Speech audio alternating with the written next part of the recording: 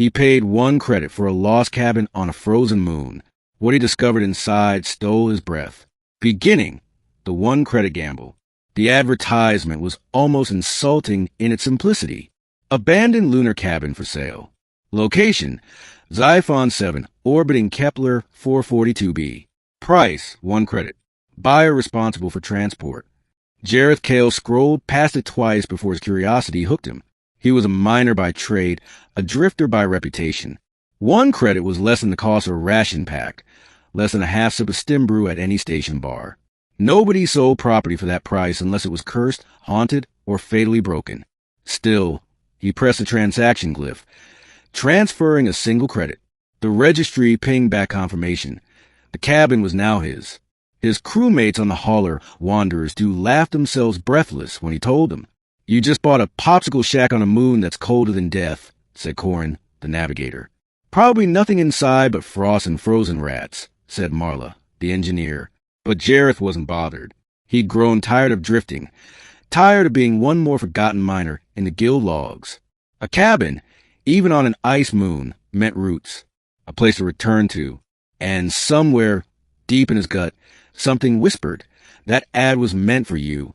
So, when the Wanderers do pass near Kepler 442b, Jareth took a shuttle and descended alone onto Xiphon 7. The moon welcomed him with silence. Its surface was endless fields of frozen nitrogen, sharp crystalline spires stabbing up like frozen knives. Thin, high winds scraped across plains of ice. His visor displayed a constant warning, -187 Celsius. Do not remove suit. The cabin appeared on his scanners as a faint blip, nestled in a valley surrounded by jagged cliffs. From orbit, it was nothing more than a smear of shadow.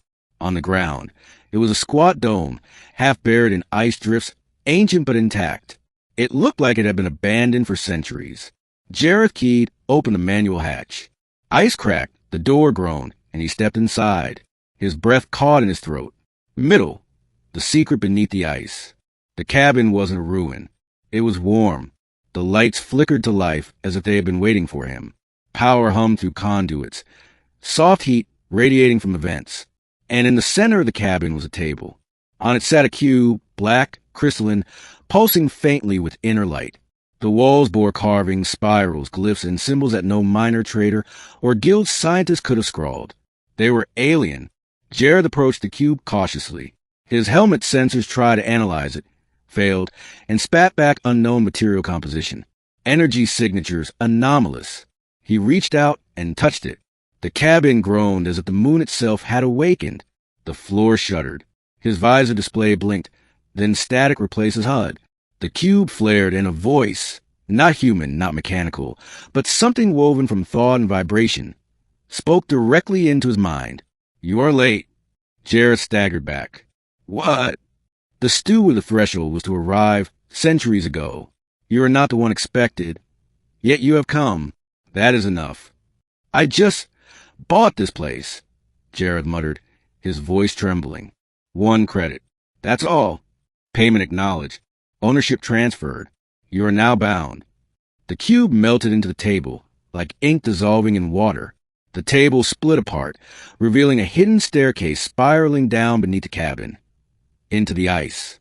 Jareth stared, his breath fogged inside the helmet, though the air had grown strangely warmer. Against every instinct screaming at him to flee, he descended. The stairs wound down for hundreds of meters, lit by glowing veins of crystal embedded in the walls. The air pressure shifted. The suit's readouts went haywire. At the bottom, he stepped into a vast chamber, and there it was, a ship, not human, not guild, something older, sleeker, carved from obsidian-like alloys and etched with the same glyphs that decorated the cabin above. It pulsed faintly as if alive. Jareth's heart hammered. He'd heard of lost alien artifacts, sure, but this wasn't a rumor. This was real. A functioning starship buried under a frozen moon, hidden for gods knew how long. The voice returned. The Ark of Threshold sleeps. You are now its guardian. Guardian? Jareth whispered. I'm a miner. I don't even own a proper home. Why me? Because you paid the price. 1 credit, 1 life. Your existence is now entwined. The ship's hull shimmered, and a section of it peeled away like liquid metal, opening into an entryway. Against every sane thought, Jared stepped inside. The interior wasn't made of walls, but flowing corridors of light and stone. They shifted subtly as he walked, as though the ship rearranged itself to accommodate him.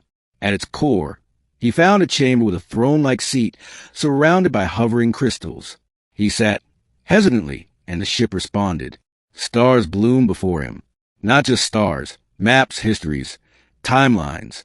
He saw wars older than human civilization, galaxies devouring each other, civilizations rising and falling like sparks in the dark. He saw Xiphon 7 itself, an ancient staging ground. The cabin above wasn't a home. It was a disguise, a lock on a door no one else dared to open. And now, Jared had opened it. The voice grew softer, yet more insistent. The ark was hidden until a worthy bearer arrived. You are that bearer. Through you, the threshold opens. What threshold? Jareth asked. But the ship answered not with words, but with visions of a great rift at the galaxy's edge, something tearing reality apart. The ark was built across it, and Jareth was now its pilot. Back at the cabin, Jareth tried to record everything, scans, notes, even a vidlog, but none of it captured the truth. His equipment refused to function properly near the ship. Data corrupted instantly. It was as though the ark chose what could leave and what could not. For 3 days, he explored it, tested its systems. He discovered it could heal him when he was injured, could feed him, could even manipulate gravity fields. But the greatest discovery came on the 4th day. When he touched one of the hovering crystals in the control chamber, the ark spoke again. A choice must be made. To remain is safety. To depart is destiny. The ship powered up. Engines thrummed, vibrating through the ice of the moon itself. The entire cabin above shook violently, snow avalanches crashing down the cliffs. Jared realized the ark could leave at any moment. But if he left, he might never return. And worse, others would come. The guild, the syndicates, the warlords. Word would spread, even if he tried to keep it quiet. Something like this could start wars. He had to decide. Ending, the threshold. On the 6th day, Jared's comm unit crackled. The Wanderer's due was hailing. Jared, you alive down there? Marla's voice cut through static. Scanner shows seismic activity. That moon's about to tear itself apart. Get back to the shuttle now. He stared at the comm his crewmates were his family. But if they came here, if they saw the ark, the secret wouldn't last an hour. The ark whispered, you must choose. Stay behind and bury me again, or depart and face the rift. Jared stood in silence for a long time. Then he pressed the comm. Tell the captain. His throat caught. Tell him I'm not coming back. What? Marla shouted. Jareth, don't be an idiot. You'll freeze down there. He smiled faintly. I won't. Trust me. He cut the channel. The ark's chamber flooded with light. The crystal spun faster, aligning with his heartbeat. The ship rose, ice cracking and shattering as it forced its way free of Xiphon 7. The cabin above collapsed into rubble, erased by the thunder of engines not built by human hands. From orbit, the Wanderer's due watched the black, gleaming vessel emerge from the frozen moon, like a god awakening from slumber. Jared sat in the throne, stars unfolding before him. The ark spoke one last time. Pilot, course is set. The threshold awaits. He thought of the one credit he had spent, the cheapest purchase of his life. And yet, it had bought him the most priceless thing in the galaxy, purpose. With a surge of light, the arc of threshold leapt into the void, vanishing toward the edge of existence itself. And behind him, Xiphon 7 grew silent once more, its secret carried away by the man who had dared to claim it.